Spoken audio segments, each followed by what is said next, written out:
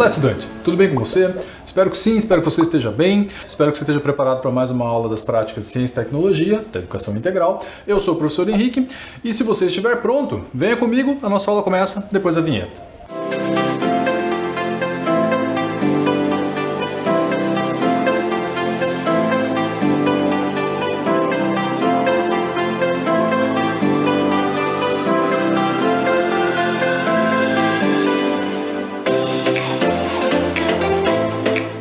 Pois muito bem, espero que você tenha pego o seu material e nós começamos, como sempre começamos, lembrando que a gente fez a aula passada.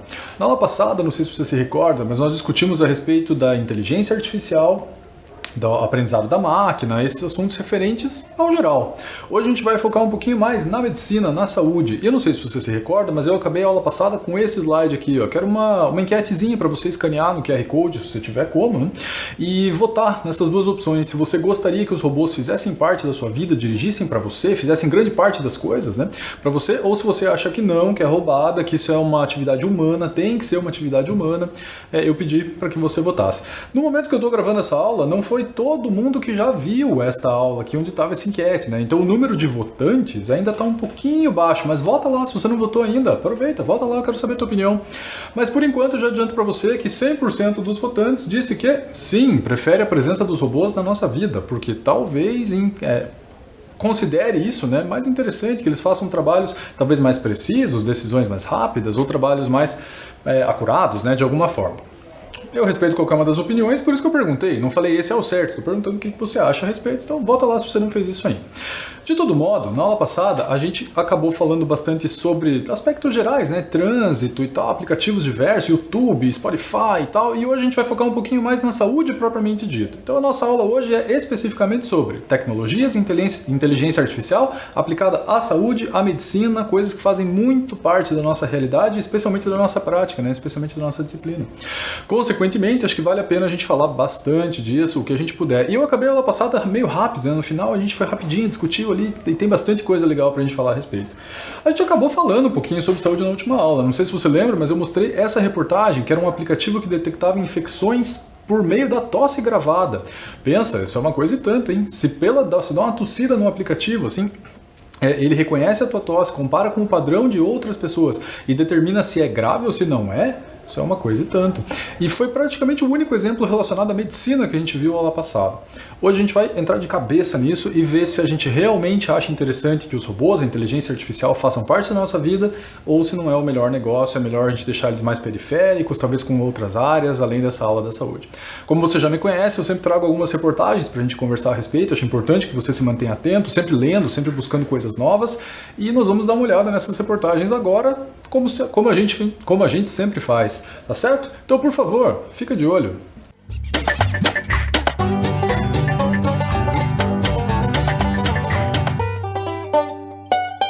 Pois muito bem, a primeira reportagem que a gente vai olhar é essa aqui, ó, que está prestes a ficar em tela inteira para você ver, olhar com cuidado. Me conta, você entende o que está acontecendo aí? Tem uma tela de computador, um grupo de pessoas passando, sendo escaneadas com umas cores meio estranhas ali do lado. Você compreende o que está acontecendo nessa tela?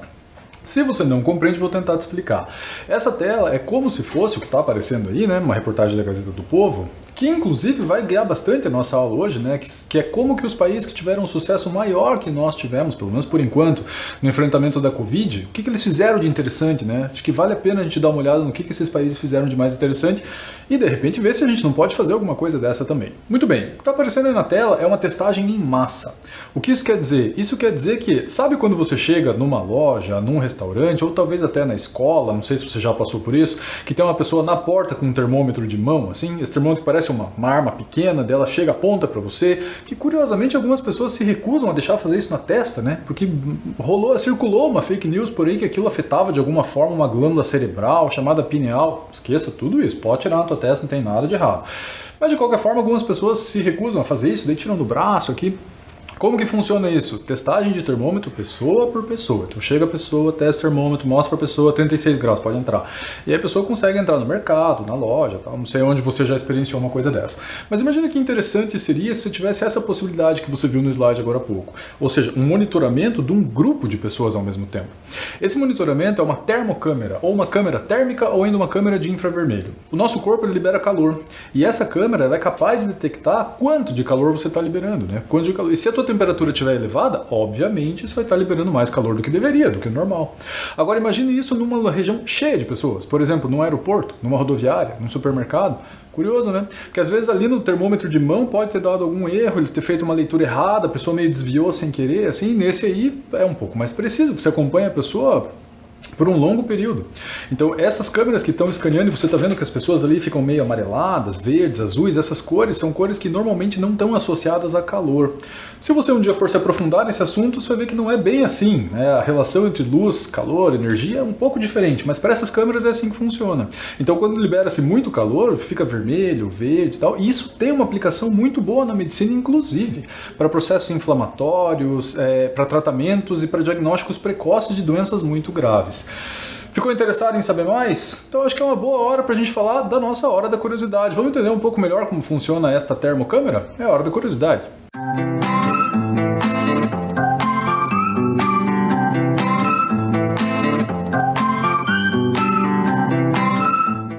É hora da curiosidade. Olá, eu sou o Dr. Felipe Bruel e você pode estar se perguntando, mas por que essa imagem está desse jeito, colorida assim? É algum efeito de câmera? É algum programa de edição de vídeo que faz esse tipo de coisa? Não. Essa imagem que você está vendo é de uma câmera que faz um exame de imagem espetacular. Esse exame é a termografia. Então agora voltando ao normal. Essa imagem que vocês estavam vendo, basicamente é feita por essa câmera aqui. Não é uma câmera normal, né, para se fazer fotografia, filmagem, é uma câmera termográfica. Basicamente, ela captura os raios infravermelhos que são emitidos por qualquer objeto. Um computador emite calor, que é um raio infravermelho. O corpo humano emite calor. Então, a gente pode utilizar essa câmera, ela é muito usada na engenharia industrial, na engenharia elétrica e na medicina. A gente também usa para verificar a temperatura do corpo das pessoas. Para você entender melhor, um exame de raio-x, uma tomografia computadorizada, uma ressonância magnética, um ultrassom, o objetivo deles é fazer uma avaliação da morfologia, da anatomia do corpo humano. Então, quando ele olha ali, ele vai ver se tem acúmulo de água numa articulação, num certo tecido que pode indicar ali uma inflamação. Ele vai verificar se um tendão está rompido, se o intestino tem alguma alteração, um volvo, uma massa tumoral. Ele vai ver a anatomia, ele vai ver a morfologia do corpo humano.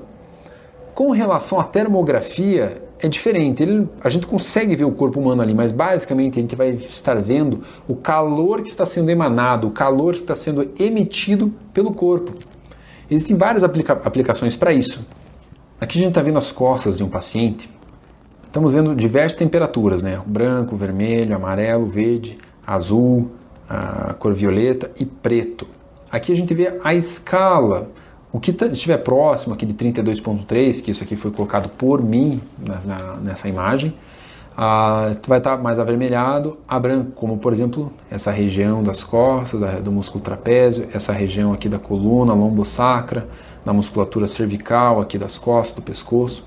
E vamos descendo a escala, né? Vai descendo a temperatura até chegar, e o que foi novamente colocado por mim aqui no exame, 25.5, que vai estar ali próximo do violeta, para o preto.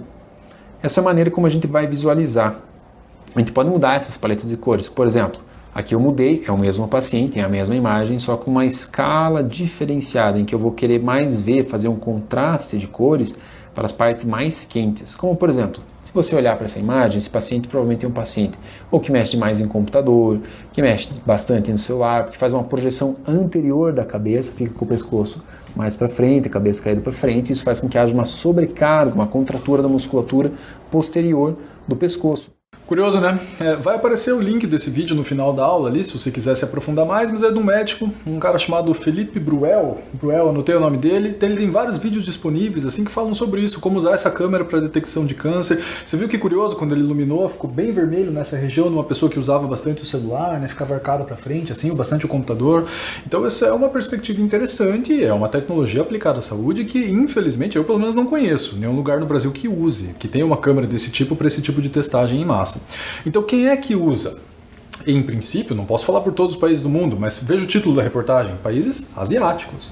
Então que países asiáticos são esses? Eu não sei como é que anda a tua geografia, a minha não é lá essas coisas. Então eu resolvi trazer um mapa aqui para te mostrar de que países nós estamos falando. Não estão todos bem evidenciados aí em tela, mas a gente vai prestar especial atenção nesses aqui, ó. Na China, que fica mais ou menos aqui, em Hong Kong, que está apontado aqui, Singapura, que eu também apontei porque ela é bem pequenininha, na Coreia do Sul, no Japão. Então a nossa aula está falando desses países. Onde está o Brasil nesse mapa? Não tá, né? O Brasil está mais para lá. A gente está vendo aqui a Ásia, a Oceania, a Europa, a África. O Brasil está bem mais para cá. Então esses países asiáticos aparentemente tiveram um sucesso interessante pelas medidas que eles tomaram. E eu vou te mostrar que medidas foram essas além daquela câmera. E aí a nossa pergunta é, essas medidas são boas? Elas são corretas? São justas? É isso que eu quero que você mantenha na sua cabeça o tempo inteiro. Senão a gente critica pela crítica. Fala, os países fizeram isso, mas no Brasil não fizeram porque o Brasil é um país pobre, mal desenvolvido. Não, não é isso. Né? Tem muitas outras coisas em jogo, isso que eu quero deixar claro para você. Pois bem, na China existe um aplicativo chamado Alipay. Talvez você já tenha ouvido falar de um aplicativo chamado Alibaba, um site chamado Alibaba, que é um site de compras, né? Ou entre outras coisas, imagino eu, um dos que desenvolveu esse aplicativo. Nesse aplicativo, você responde um questionário online, onde você coloca onde você esteve, se você teve sintomas, alguma coisa nessa linha. Meu chinês não é muito fluente, né? Então não sei exatamente tudo que está escrito aí, tanto é que a reportagem está em chinês, mas tem algumas coisas em inglês, né? Que foi por onde eu pude me basear um pouco mais. E aí, com base nesses dados, o aplicativo gera uma espécie de um QR Code para você, que vai ser escaneado pelas autoridades. Se você tiver um QR Code verde, você pode ir e vir como você bem entender. Se você tiver um QR Code amarelo, como esse que apareceu no slide agora há pouco, está aparecendo ainda, né? Um QR Code amarelo, você tem que ficar em isolamento. No começo eram 7 dias, depois 14. Se você tiver esse QR Code vermelho, você não tem alternativa, não. Você está com sintomas graves, precisa ficar quarentenado, isolado e procurar um serviço de saúde. Te parece uma coisa boa? Eu deixo você julgar. Se você acha, não, uma coisa boa, acho que seria legal aplicar isso, e o próprio site me dizer se eu devo ir para o hospital, se eu devo ficar em casa, acho que é uma coisa interessante, me parece uma coisa inteligente. Se você diz que sim, que isso é uma coisa inteligente, guarde isso na sua cabeça por alguns instantes. Vamos para frente. Esse aplicativo aqui, ó, ele foi desenvolvido em Singapura. Te mostrei agora há pouco onde era. Lembra? Singapura era aqui embaixo, ó. Aqui embaixo, já perto da Austrália. Na Singapura tem um aplicativo que chama Trace Together. Trace no sentido de, não de tracejar, assim, né, mas de localização conjunta, né? Que é um aplicativo que foi distribuído gratuitamente para as pessoas e ele funciona por Bluetooth. Quer dizer, falei errado para você, não é que o aplicativo foi distribuído gratuitamente. O que foi distribuído foi isso aqui, ó, foi um token, um aparelhinho desse que parece um fio dental, né, que está na tela, e as pessoas colocariam no bolso, ou na bolsa, ou enfim, na camisa, como está aparecendo ali agora, e ele faz... junto com esse aplicativo que é de celular, um rastreio, né? E coleta informações dessas pessoas. Agora veja que interessante. A pessoa coloca isso no bolso, ele fica em conexão com o celular, com os dados dessa pessoa, e eles conversam entre si, ó. Não sei se você reparou, mas duas pessoas no bolso da calça, os aparelhos eles trocam informações. Para que serve isso? Eu agora estou gravando essa aula para você. O câmera que está aqui atrás dessa câmera que está me filmando está tendo contato comigo. Imagine que eu amanhã começo a ter sintomas de Covid. Amanhã começo a ter sintomas de Covid. Eu vou conversar com o nosso amigo câmera de novo daqui 1 semana, 2 semanas. Não seria legal se esse aplicativo começasse a tremer no bolso dele e dissesse para ele assim, ó, você teve contato com alguém com Covid? E ele fala, pô, não tive. Falo, teve. Lembra, ontem, tal horário, a pessoa que estava com você apontou que está positiva para Covid. Isso parece interessante para você ou não? Parece informação demais? Deixa você julgar de novo. Mas convenhamos, hein? É interessante. Eu gostaria de saber se ontem eu fui no mercado e passei por alguém no corredor que estava contaminado. Por quê? Para pelo menos eu ficar esperto nos meus sintomas, né? Pode ser que eu não dê bola para isso e quando eu comece a apresentar sintomas, não que já seja tarde demais, não é isso. Mas eu já poderia ter procurado, ter monitorado a minha febre com um pouco mais de cuidado. Ou seja... esses aplicativos tiveram um bom resultado. Mas a questão é, você faria? Você gostaria de usar um desses, de passar essas informações para alguma instituição de saúde de um órgão do governo? Ou não? Isso te deixa desconfortável? Você acha que não é roubado? Vai saber o que eles vão fazer com esses dados? É esse o ponto, entendeu? E no Brasil isso é uma coisa muito forte, né? Tem alguns países, como na Coreia do Sul ou mesmo em Singapura, que a população relata que confia muito nos próprios governantes. Você diria que no Brasil as pessoas confiam nos governantes? E você não precisa pensar nem no prefeito, no governador, no presidente, pensa de uma forma geral. Você diria que as pessoas confiam nos seus governantes no Brasil? Não sei não, hein? Mas boa parte das pessoas não gosta muito da ideia de passar esses dados. Agora, que eles tiveram um bom resultado, tiveram. Esse aqui, portanto, é em Singapura. Em Hong Kong, eles deram um jeito um pouquinho diferente. Eles arranjaram essa pulseira ali, ó, parece uma pulseirinha junto com o aplicativo, que ela chama Stay Home Safe, e ela segue mais ou menos a mesma linha, né? Monitora, verifica onde você está, as suas condições, mas ela tem uma característica mais interessante, bom, não sei se mais interessante, mas curiosa do mesmo jeito. Que característica é essa? Ela funciona como uma espécie de, por favor, uma espécie de tornozeleira eletrônica. O que isso quer dizer? Isso quer dizer que se ela coletar as informações que eu passei e tal, e ficar claro que eu preciso ficar em casa, se eu sair de casa, essa pulseira vai apitar. E se ela apitar, isso vai avisar as autoridades e eu vou, na melhor das hipóteses, tomar uma multa, $2.500, dependendo do lugar. Na pior das hipóteses, eu vou preso.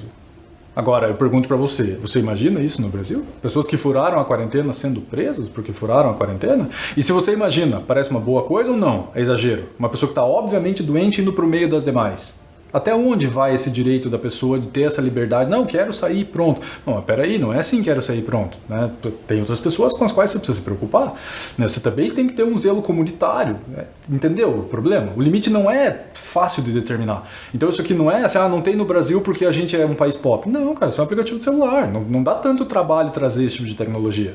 Mas daria certo, na sua opinião? Você acha que as pessoas se inscreveriam para isso, preencheriam os dados corretamente, fariam esse tipo de coisa? Pois bem, se a sua resposta for sim, te convido a fazer. Porque eu não sei se você sabia, mas em Curitiba isso já existe. Faz pouco tempo, está em fase de teste, mas ele existe. É um aplicativo que estão chamando de check-in seguro, que você entra, né, nesse site que está aparecendo aí, né, coloca lá teus dados, na verdade vai aparecer, vou mudar a tela aqui para você ver, né, você preenche aqui atrás está o meu CPF, por isso tem um quadrado branco em cima, né, e aí o resto dos dados que eu vou terminar de preencher, já terminei, na verdade, mas aqui não tinha terminar de preencher, você coloca uma senha e vai colocando teus dados lá. E a ideia é a mesmíssima ideia. Eu dizer quem eu sou, e aí quando eu chegar num mercado, num restaurante, eu passo o meu celular lá num QR Code e ele cruza esses dados, né? De tal forma que, se eu afirmo que ontem eu fui no supermercado fazer compras e hoje eu percebi que eu estou passando mal, fiz lá o swab nasal e deu Covid, se eu aponto isto para esse aplicativo, se aponto para esse cadastro, ele avisa as pessoas que estiveram em contato comigo. Ou seja, para as pessoas que estiveram naquele mercado na mesma hora. Eu acho interessante, né? Não sei o que você acha, mas eu acho curioso. Agora, você poderia pensar, tá, e as pessoas que não têm um celular? Tem gente que não tem. Pessoas que não têm essa condição, tal, como que elas fariam? Seriam proibidas de entrar no supermercado, num restaurante ou coisa parecida? Não. Aparentemente, a proposta é que as instituições tenham uma espécie de um maquinário, assim, um aparelhinho que a pessoa pudesse fazer esse cadastro na hora, fazer esse preenchimento na hora. Se vai dar certo ou não, eu não sei te dizer, mas me parece possível, me parece viável. E é uma ideia interessante, que até então poderia parecer muito longínqua para você, né? Mas isso aqui lá nos países asiáticos, por exemplo, não tem nada nem remotamente parecido com isso. Tem sim, né? Como eu te mostrei agora há pouco, Curitiba está testando isso e se vingar aqui, acho muito provável que possa ir para as outras cidades do Paraná, talvez do resto do Brasil. Então, chega de falar só na teoria, né? Vamos ensinar pelo exemplo. Se você ouviu tudo que eu falei e falou, pô, é uma boa ideia você informar os seus dados porque é uma questão de saúde coletiva. As pessoas têm o direito de saber, já que vão cruzar com você, já que vão sentar do teu lado no ônibus, se você estava doente ou não. Se você considera que sim, as pessoas têm esse direito, estimule os teus familiares a entrarem lá e preencherem esse cadastro, né? Desculpa, este cadastro aqui que eu mostrei agora há pouco. Né? Porque, como eu falei, parece uma coisa muito longínqua, mas não é tão longínqua assim. E aí tem uma outra reportagem que me chamou a atenção, que é esta aqui, ó, né, que são 7 lições dos países que conseguiram controlar o vírus. Essa escola que você está vendo aí é na Alemanha.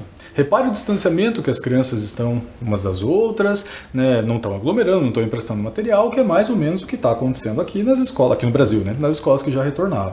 Mas tem muitas lições, o link da reportagem está aqui, se alguém tiver interesse em acessar, porque eu infelizmente não consigo falar de todas, né, mas me permita ler para você as 7 lições, pelo menos o título delas, né. Então, espírito comunitário e disciplina, liderança, discurso único e transparência nos dados, no caso, né, testagem e isolamento, Rastreamento e tecnologia, ciência no centro das decisões e os dados sempre atualizados, escalas de uso de transporte público e raios ultravioletas de limpeza, né, não só álcool gel, numa escala um pouco maior, e novos hábitos e protocolos de esporte. Curioso, né, falarem de esporte a essa altura.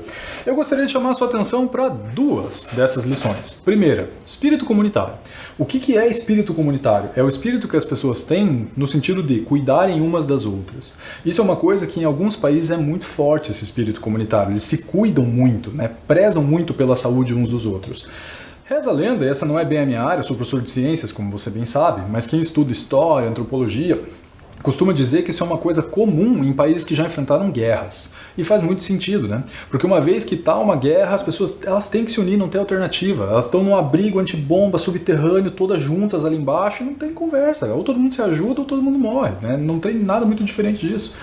O Brasil, querendo ou não, nunca passou por uma situação dessa, pesada, de guerra, uma coisa que as pessoas realmente tivessem que desenvolver esse senso, né? Partilhar a comida que até é pouca e tal. Isso nunca aconteceu conosco, ainda bem, né? Tomara que nunca aconteça. Mas, em contrapartida, esse senso comunitário no Brasil é muito pequeno. Eu não sei se você repara, mas eu reparo isso facilmente no trânsito. No trânsito, as pessoas não têm muito interesse em cuidar umas das outras. Elas têm interesse em chegar onde elas querem. Então, se alguém dá sinal e vem para o lado, a tendência de boa parte das pessoas é acelerar, não deixar ela vir. Não existe isso, né? Esse sentido que, por exemplo, eu tenho um amigo que é alemão que estranha muito isso, me fala isso, né? Que na Alemanha o raciocínio é mais ou menos esse, ou pelo menos em parte dela. Fala, tem tantas pessoas ao meu redor que eu preciso cuidar também. Então eu preciso cuidar, não dirigir alcoolizado, não sair da minha faixa, não fazer nada de errado, não só porque talvez eu tome uma multa, mas porque eu estou preocupado com a segurança dessas pessoas também. Aqui no Brasil esse senso ele é um pouco baixo, né? E você vê, num país como na Inglaterra, por exemplo, que existia um abrigo antibomba, estava todo mundo ali embaixo, chovendo bomba em cidades como Manchester e Liverpool, e se eu via a cidade desmoronando, assim, não tinha esse migué, né? Ah, eu vou sair agora porque é a minha liberdade, ninguém pode me privar, me obrigar aqui a ficar fazendo quarentena. Não, cara, você sai quando está tendo um bombardeio, você morre. Aqui a gente... Quanta gente não furou a quarentena, né? Falou, fica em casa, é melhor para todo mundo, e a pessoa furou porque furou. Não é porque precisava ir trabalhar. Furou porque estava de saco cheio de ficar em casa, sabe? Então esse espírito, assim, eu acho que seria legal se a gente desenvolvesse um pouco mais, né? Se preocupar com a saúde dos demais, e não apenas com a minha, da minha família, minha saúde. Acho que esses aplicativos dizem muito sobre isso. E em particular, para fim de curiosidade, né? Achei curioso que eles disseram protocolos no esporte. Isso é uma coisa curiosa, uma coisa interessante, pelo menos na minha opinião.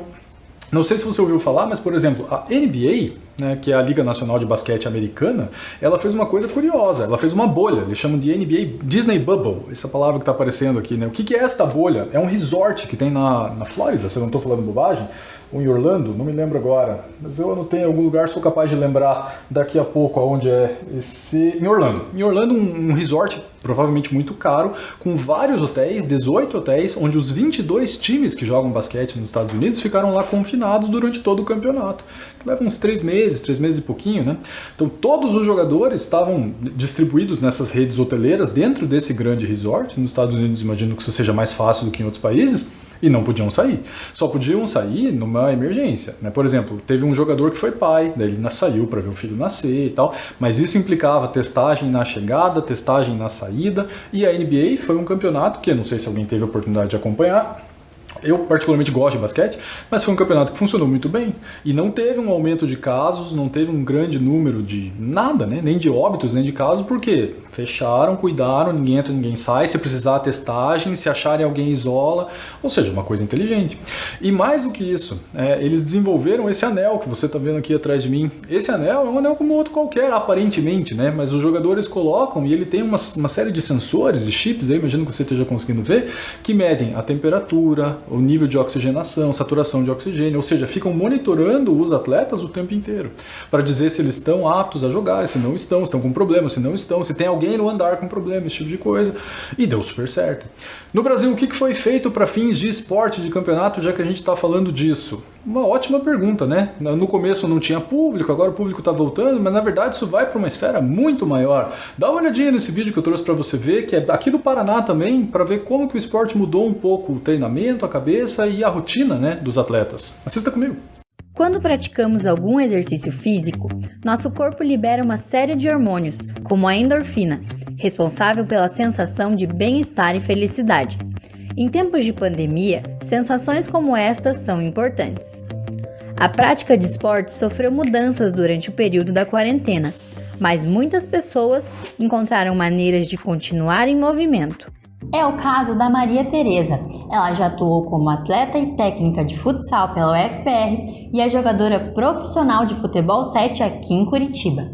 Ela já participou da seleção brasileira de futsal 7 e hoje mantém sua rotina de treinos em casa. Quando a quarentena se iniciou, eu comecei inclusive já a comprar alguns aparelhos que possibilitaram o treinamento em casa, né? Então, alguns elásticos de tração, o Bosu, né, que utiliza-se para treinamento de propriocepção, pesos, né, algumas caneleiras para fazer peso, comprei uma bola para treinar em casa. Mesmo remotamente, os profissionais de educação física descobriram novas maneiras de possibilitar aos seus alunos um treinamento adequado. Você ter que preparar um treino dentro de casa para os alunos é um desafio.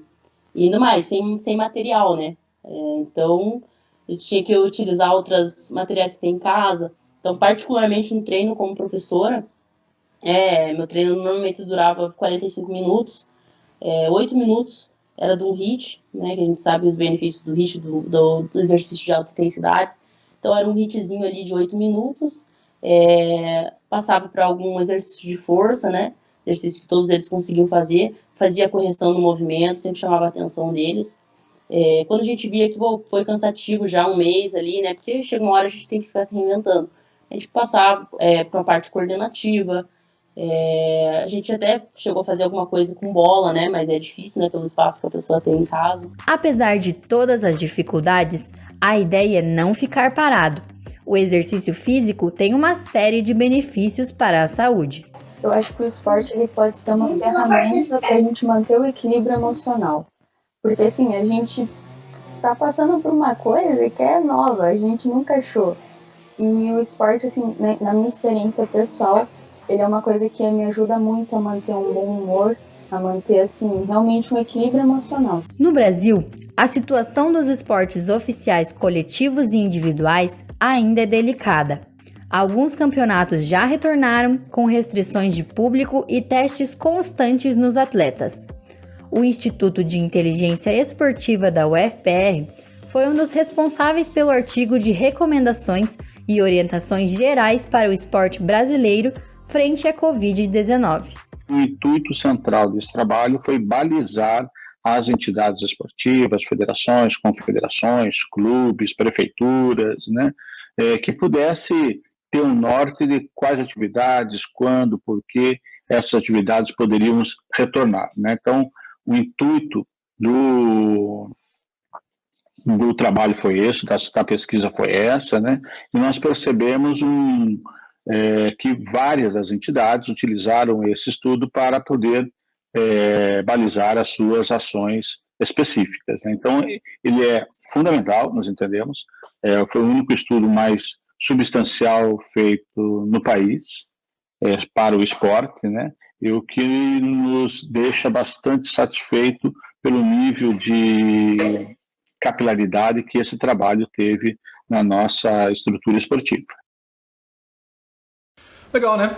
A experiência dos atletas dizendo tudo o que fizeram, como que isso modificou a rotina deles, né? Como que conseguiram continuar treinando, praticando esportes. Nesse resort que eu te falei da NBA, tem uma quadra central bem bonita de se ver. Eu não coloquei nenhuma imagem porque ela é cheia de direitos autorais, né? Eu não posso ficar colocando aqui, mas se você procurar a bolha da NBA, bolha da Disney, você vai achar, e tinham vários outros ginásios onde os atletas treinavam, assim. Então foi uma estratégia inteligente, que custou muito dinheiro, mas que rende muito dinheiro também, né, de patrocínio e tal, e até para a saúde mental dos atletas, das pessoas, acho que isso acaba fazendo muito bem.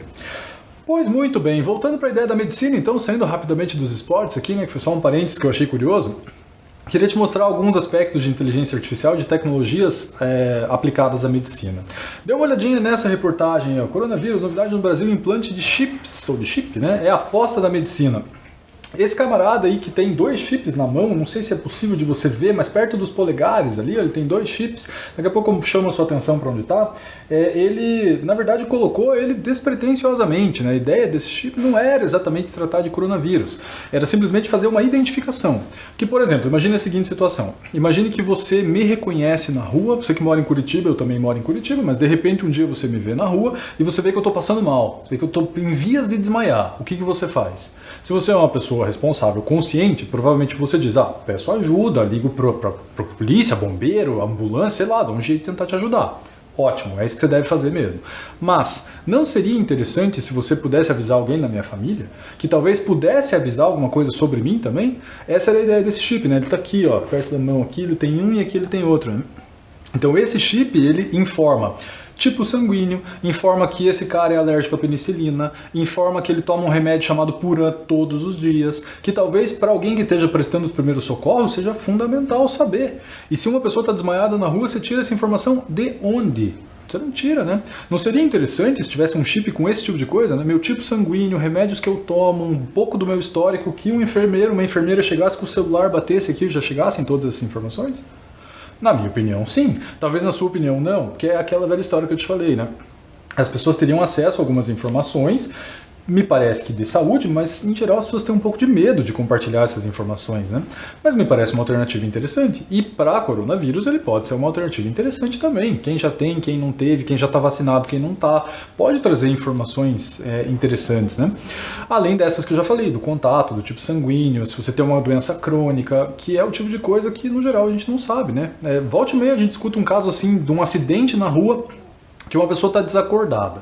Está desacordada e, sei lá, menor de idade, pode ser, banco de trás, alguma coisa assim, né? Que talvez valha a pena, seria importante você avisar alguém da família, mas se você encontra uma pessoa desacordada no carro, você avisa a família dela de que jeito? Mesmo que você pegue o celular dela na mão, provavelmente ele está bloqueado, e se ele não tiver bloqueado, na melhor das hipóteses, você vai chutar alguém ali, né? Você vai caçar, você tem um pai, mãe, assim, na lista de contatos, mas ainda assim, é uma coisa incerta, né? Então ter esse chip com esse tipo de contato, me parece uma coisa bem interessante, e é uma bela de uma ideia, hein? Pensando em inteligência artificial, tecnologia aplicada à medicina, esse contato, né? Sendo atualizado o tempo inteiro. Então já pensou, você vai no médico e você acabou de descobrir que você teve uma doença X. Ele já atualiza, já fica com os seus dados ali.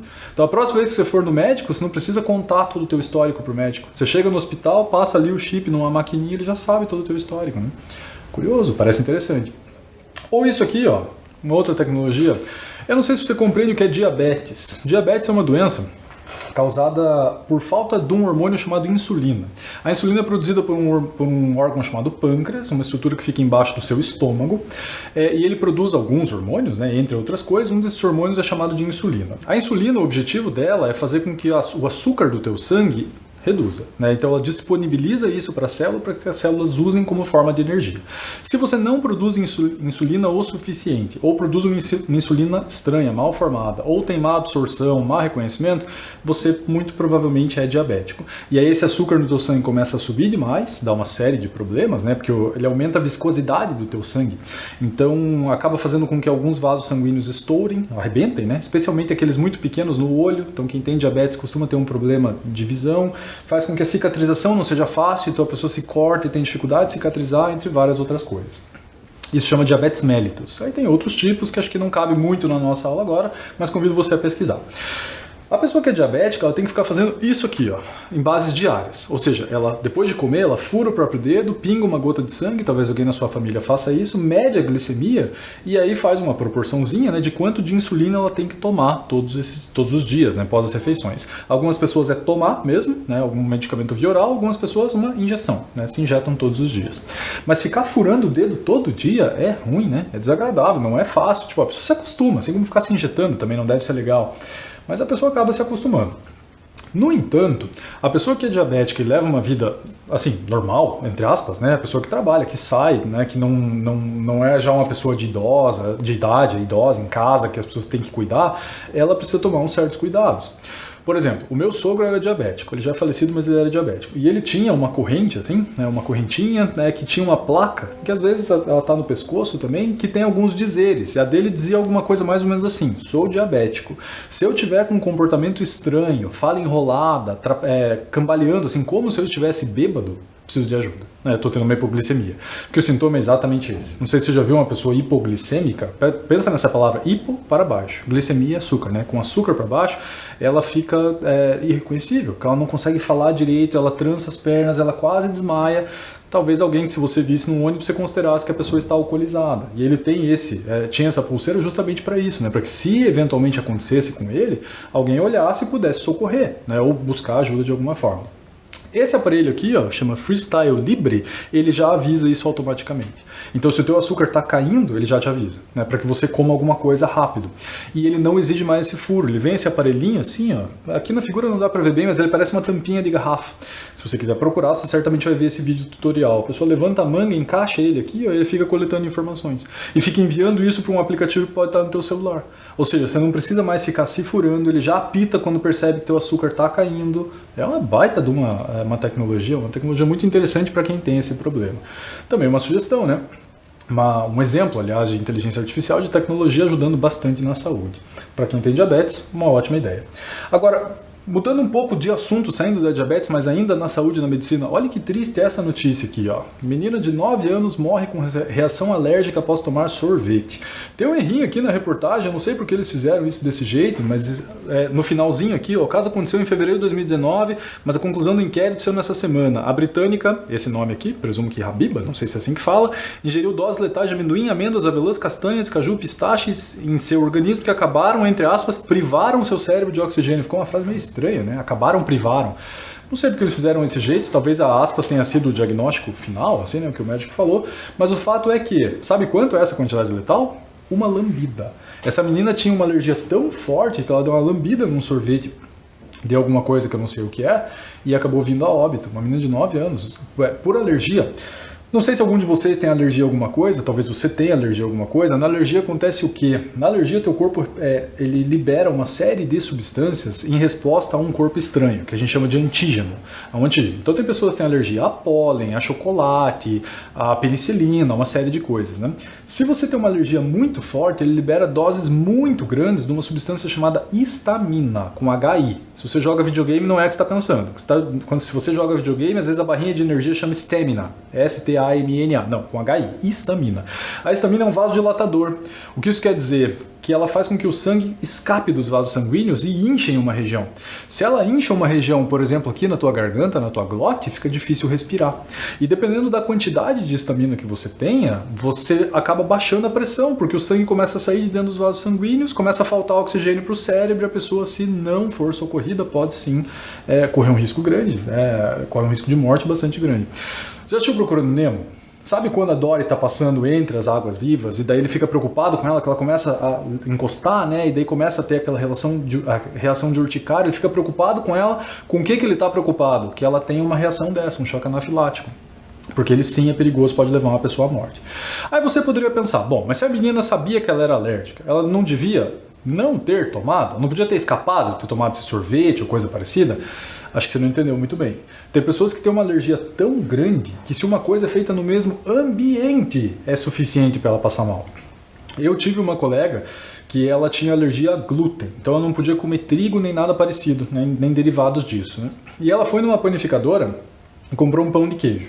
Eu não sei como um pão de queijo é feito aí na sua cidade, mas até onde eu saiba, não vai trigo. Vai polvilho, doce, azedo, queijo, talvez algumas outras coisas, mas até onde eu saiba, trigo não vai. E ela foi e perguntou. Ela falou, mas vai trigo aqui? E o cara da panificadora falou que não. Falou, não vai trigo. Falei, tem certeza? Não posso comer. Moço, se eu comer, eu corro risco de vida. Na época se falava risco de vida, né? Hoje se fala mais risco de morte. Mas falou, se eu comer, eu corro risco. Não vai. Ela falou, não vai, pode comer tranquilo. Ela comeu e quase morreu. Quase morreu. Falei, mas o que aconteceu? Nada, o cara não mentiu para ela. Só que ele não se ligou, e ela também não se atinou, né? Que ele sovava todas as massas de salgado numa mesma bancada. E farinha voa. Ou seja, realmente no pão de queijo não vai trigo. Mas pelo fato de estar no mesmo ambiente, partículas que voaram e caíram nessa massa quase levaram ela à morte. Que foi o caso dessa menina. Então o pai dela perguntou várias vezes, de acordo com ele mesmo, falou, nesse sorvete vai castanha? Tem amendoim? Tem? A minha filha não pode comer. Não vai. Não vai, o senhor pode ficar tranquilo. E foi. Mas não é que foi especificamente, entendeu? Foi uma reação cruzada, né? Se você pegar uma embalagem de chocolate, de bolacha, de biscoito, se você prestar atenção, no geral está escrito isso lá. Está escrito no finalzinho assim dos itens que fazem parte, né? Fala, pode conter traços de. Aí tem lá avelã, leite, não sei o que, não sei o que, não sei o que. São coisas que são fabricadas ali ao mesmo tempo, né? E podem sim contaminar. Então olha que curioso seria, ou que interessante seria, se esse aplicativo virasse uma coisa viável. O que esse aplicativo faz? Olha bem, embora esteja em inglês, né, acho que você consegue entender o que esse menino está fazendo. Esse aplicativo detecta o que tem na comida. Então, você está desconfiado que essa sopa ali que esse menino está comendo tem, por exemplo, pimenta do reino, que esse menino é alérgico à pimenta do reino. O que ele faz? Aponta esse aplicativo ali e ele detecta se tem a tal do antígeno, né, daquilo que ele é alérgico, no caso da pimenta do reino. Muito bom, né? É uma ideia muito boa. Faria com que esse erro não acontecesse. Fala, tô com dúvida se aqui tem amendoim ou não, porque eu sou alérgico a amendoim. Pergunto para a pessoa que fez, fala, tem amendoim nesse doce? Fala, não tem. Não tô levando muita fé. O que eu faço? Pego o aplicativo e escrevo. Tem amendoim, não posso comer. Uma ótima, né? Tomara que isso se popularize rapidamente, e acho que é uma tendência, assim como esse aqui, ó. Essa menina, ela chama Abby, né? Esse nome aqui, ó, Project Abby, e ela infelizmente veio a falecer por isso, faleceu por conta de uma alergia, né? Não me lembro exatamente aqui, se eu não estou falando bobagem, a ovo. Curioso, né? Pessoas com alergia a ovo. E ela acabou comendo e não teve tempo de ser socorrida. E aí os pais dela, com os irmãos e outros amigos, desenvolveram uma fundação, né, que está desenvolvendo esse aparelhinho aqui, ó. Esse aparelho, ele mediria, ficaria grudado, né, no corpo da pessoa de alguma forma, teria um chip, na verdade, grudado no corpo da pessoa, que mediria se ela está tendo uma reação dessa, uma crise, um choque anafilático, e já injetaria essa epinefrina, né? Já faria a injeção disso para normalizar a situação. Se existisse isso, essa menina não teria falecido. Então também é uma tecnologia bem curiosa, bem interessante, relacionada à saúde, né, à medicina como um todo. E para terminarmos os nossos exemplos gerais aqui, ó, olha isso que curioso. Índia testa envio de remédios com drones. Um drone que você envia para uma região, por exemplo, que está cheia de mina, que ninguém consegue pisar, que ela pode explodir a qualquer momento, ou que tem pessoas gravemente contaminadas, ou alguma coisa nessa linha, né? É uma coisa muito curiosa. E aí tem pessoas que olham para esse tipo de situação e ficam meio preocupadas com o seguinte, né? Mas qual é o nosso futuro, assim? Esses robôs aqui, o drone, o aplicativo, ele não vai tirar o emprego de algumas pessoas? Ele não vai fazer com que algumas pessoas percam os seus trabalhos em virtude de fazerem isso melhor, né? Uma tecnologia mais interessante que o trabalho de um ser humano e tal. E eu não sei o que você acha a respeito, eu vou te dar a minha opinião. A minha resposta é, eu não acho que isso vai acontecer. Não acho que quem votou pensando, ó, espero que os robôs façam parte da nossa vida e tal, eu acho que as pessoas não têm medo de perder o emprego para um robô ou coisa parecida, porque eu não vejo isso acontecendo. Sabe o que eu vejo acontecendo? Eu vejo empregos novos surgindo. Por exemplo, se você voltasse 10 anos no tempo, 10 anos, estou falando do século XVIII, 10 anos no tempo e falasse, ó, vai existir uma profissão chamada piloto de drone. Piloto de drone? E hoje existe. O drone pode ser comprado como um brinquedo, mas as pessoas que pilotam esses drones, digamos, seriamente, fazem um curso parecido com piloto de avião. Tem carteira, tem brevet, passaram por curso e tal. Você imaginava que ia ter piloto de drone há algum tempo? Programador de chip reconhecedor de não sei o que lá. Ou seja, essa tecnologia, no geral, ela não pede licença. Ela chega e vem. Mas ela rouba o trabalho de algumas pessoas? Eu, sinceramente, acho que não. Alguns trabalhos, de fato, deixam de acontecer porque não são mais necessários, né? O robô já faz um trabalho interessante. Mas surgem outros trabalhos que até então não existem, né? Então esse receio que algumas pessoas têm de, pô, mas no futuro o robô vai roubar o nosso trabalho, vamos tomar isso com cuidado. Posso estar errado, mas eu sinceramente não vejo isso acontecendo. Acho que novos empregos vão sendo criados com coisas que hoje ainda não existem, né? Pelo menos é a minha opinião, deixa você ter a sua. Vamos relembrar o que a gente viu hoje? O que foi que nós vimos hoje? Vamos dar uma repassada rápida. Nós discutimos a respeito, né, qual o limite entre a liberdade individual e a saúde coletiva. Ou seja, é correto eu esconder das pessoas que eu tenho Covid? Ou é legal que eu informe num aplicativo para que todo mundo que teve contato comigo fique sabendo e possa se prevenir também? Não sei, deixa você decidir, mas acho que se você não tinha pensado nisso, pare para pensar. E se você achar que é uma boa, convença aí os seus familiares a entrarem naquele check-in seguro, fazerem o cadastro. Eu acho que todo mundo só tem a ganhar.